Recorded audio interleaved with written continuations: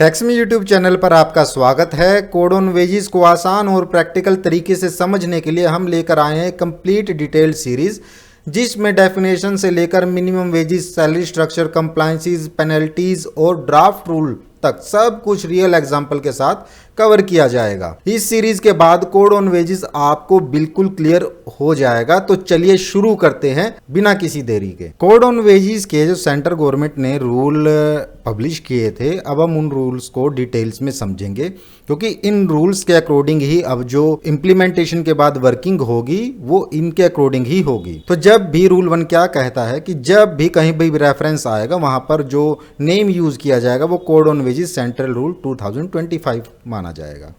यह पूरे भारत में लागू होगा। सभी स्टेट्स एंड यूनियन टेरिटरीज जहां पर सेंट्रल रूल लागू होंगे वहां पर ये रूल ऑटो इंप्लीमेंट हो जाएंगे। बट ध्यान रखिएगा कि स्टेट गवर्नमेंट अपने स्टेट रूल अलग से बना सकती है, क्योंकि अभी जो रूल पब्लिश किए गए हैं वो आपके ड्राफ्ट रूल पब्लिश किए गए हैं और इम्प्लीमेंटेशन के बाद जब सेंट्रल रूल का वर्किंग होगी वो इन्हीं के हिसाब से होगी। रूल 2 क्या कहता है कि रूल 2 जो है वो सबसे मेन रूल है। उसके अंदर जो है वो डेफिनेशंस दी गई है कि आपकी किस चीज की क्या डेफिनेशन है। इसमें जो रूल 2A कहता है वो अथॉरिटी की बात करता है, जिसे सेंट्रल गवर्नमेंट ने सेक्शन 45 के अंडर अपॉइंट किया है, जो आपकी वेजेस डिडक्शन पेमेंट से रिलेटेड केसेस को देखेगी। अगर कोई भी एम्प्लॉई अथॉरिटी के किसी भी डिसीजन से सेटिस्फाई नहीं होगा तो वो अपीलेट अथॉरिटी के पास अपनी अपील डाल सकता है, जिसे सेक्शन 49 के अंडर इस्टेब्लिश किया गया है। जब भी कोई एम्प्लॉई किसी अथॉरिटी के डिसीजन से सेटिस्फाई नहीं होगा वो अपील के माध्यम से अपीलेट अथॉरिटी के पास अपनी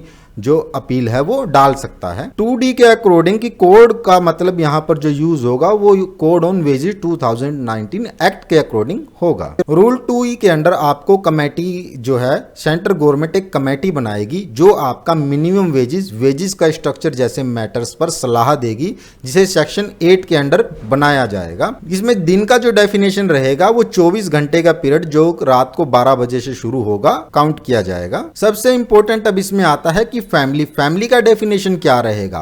फैमिली के अंदर एक स्पाउस जो पति या पत्नी, माइनर चाइल्ड चाहे वो गोद लिया हुआ बच्चा हो या फिर आपका अपना, डिपेंडेंट चाइल्ड जो पूरी तरह से एम्प्लॉय की इनकम पर डिपेंड हो, पढ़ रहा हो 21 साल तक की एज तक, या फिर अनमैरिड डॉटर हो, डिसेबल्ड चाइल्ड जो फिजिकली या मेंटली डिसेबल्ड हो, जब तक उसकी डिसेबिलिटी बनी रहेगी तब तक वो डिपेंडेंट रहेगा।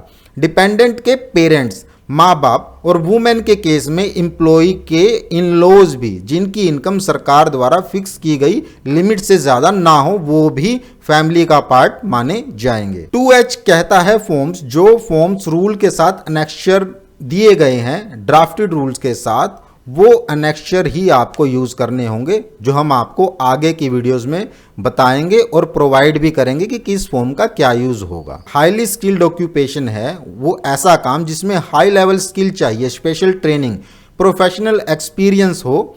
एम्प्लॉय को अपने डिसीजन की पूरी रिस्पॉन्सिबिलिटी होती है, जैसे कि कोई सीनियर इंजीनियर, स्पेशलिस्ट टेक्नीशियन या फिर एक्सपर्ट प्रोफेशनल, उसे हाई स्किल्ड की ऑक्यूपेशन की कैटेगरी में रखा जाएगा। 2G के अंडर इंस्पेक्टर कम फैसिलेटर, यानी कि अब जो सेंट्रल गवर्नमेंट इंस्पेक्टर अपॉइंट करेगी सेक्शन 51 के अंडर, वो इंस्पेक्शन का काम तो करेगा ही करेगा, साथ ही वो गाइडेंस भी देगा कि आपको किस तरह से रूल एंड रेगुलेशंस को फॉलो करना है। इसमें जो जियोग्राफिकल एरिया डिफाइन किए जाएंगे वो central government time to time notify करेगी, जैसे कि urban area, rural area, special wages area, तो वो सब सेंट्रल गवर्नमेंट डिफाइन करेगी।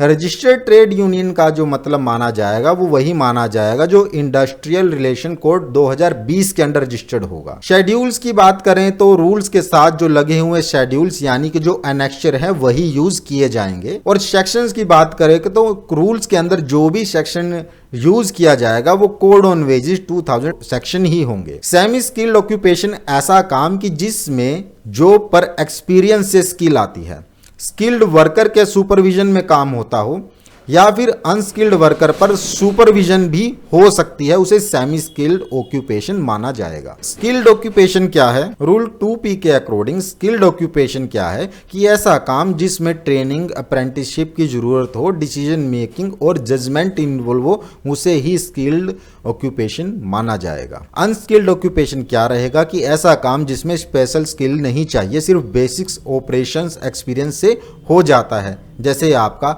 स्वीपर हो गए। और अनडिफाइंड वर्ड जो रूल 2 क्लोज 2 के अंडर आएंगे कि अगर कोई भी वर्ड जो रूल में डिफाइन नहीं होगा लेकिन कोड ऑन वेजेस 2009 में डिफाइन होगा, तो उसका मतलब वही माना जाएगा जो कोड ऑन वेजेस के एक्ट के अंदर डिफाइन किया गया है। तो उम्मीद है इससे आपको कोड ऑन वेजेस के रूल्स जो है वो समझ आए होंगे। इससे नेक्स्ट सीरीज में हम इससे आगे के रूल्स को कवर करेंगे।